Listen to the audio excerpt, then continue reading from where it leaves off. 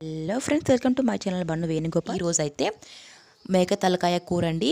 ఇది కుక్కర్లో కాకుండా ఇలా బాండీలో ఎలా తయారు చేసుకోవాలో చూద్దామా.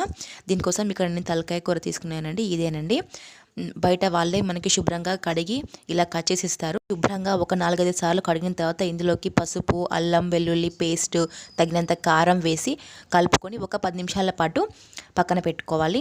ఇప్పుడు కర్రీ కోసం స్టవ్ వెలిగించుకొని బాండి పెట్టుకొని కొద్దిగా ఆయిల్ వేసి జీలకర్ర, షాజీరా, ఆవాలు, బిర్యానీ ఆకు వేసి ఫ్రై అయిన తర్వాత ఇందులోకి ఉల్లిపాయ, పచ్చిమిర్చి వేసి ఎర్రగా ఫ్రై చేసుకోవాలి.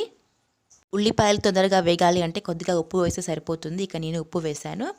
ఇలా కలుపుకున్న తర్వాత ఇందులోకి 1 స్పూన్ పసుపు, కొద్దిగా అల్లం వెల్లుల్లి పేస్ట్ కూడా వేసుకున్న తర్వాత మనం ముందుగా కలిపి పెట్టుకున్న తలకాయ కూర ఉంది కదా, అది ఇందులో వేసి ఒక 20 నిమిషాల పాటు ఇలా ఫ్రై చేసుకోవాలి.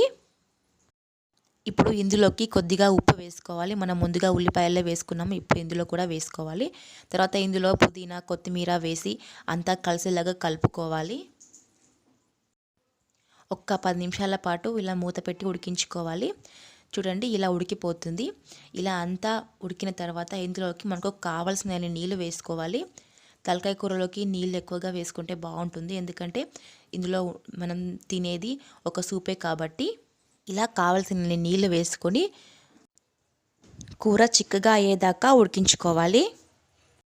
ఇలా అంతా ఉడికిన తర్వాత ఇందులోకి ఒక 4-5 మిరియాలు ఇలా దంచుకొని వేసుకోవాలి. మనకు సూప్ చిక్కగా అవడానికి నేను ఇక్కడ జొన్న పిండిలో కొద్దిగా నీళ్లు కలుపుకొని ఇలా పేస్ట్ లాగా చేసి వేస్తున్నాను. మీరు కావాలంటే మైదా పిండి, కార్న్ఫ్లోర్ ఏదైనా వేసుకోవచ్చు.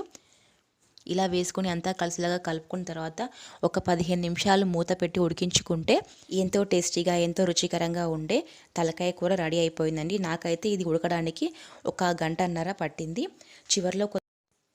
చివర్లో కొద్దిగా కొత్తిమీర వేసుకోవాలి.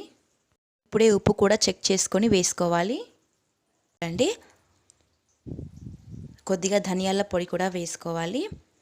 అంతేనండి, ఎంతో టేస్టీగా ఉండే తలకాయ కూర రెడీ అయిపోయింది. ఇది రైస్లోకే కాకుండా ఇలా మనం ఉత్తిగా సూప్ అయినా తాగేసేయచ్చు, సూపర్గా ఉంటుంది. ఈ సింపుల్ రెసిపీ కనుక మీకు నచ్చినట్లయితే లైక్ చేయండి, షేర్ చేయండి, సబ్స్క్రైబ్ చేయడం మర్చిపోకండి. Thanks for watching.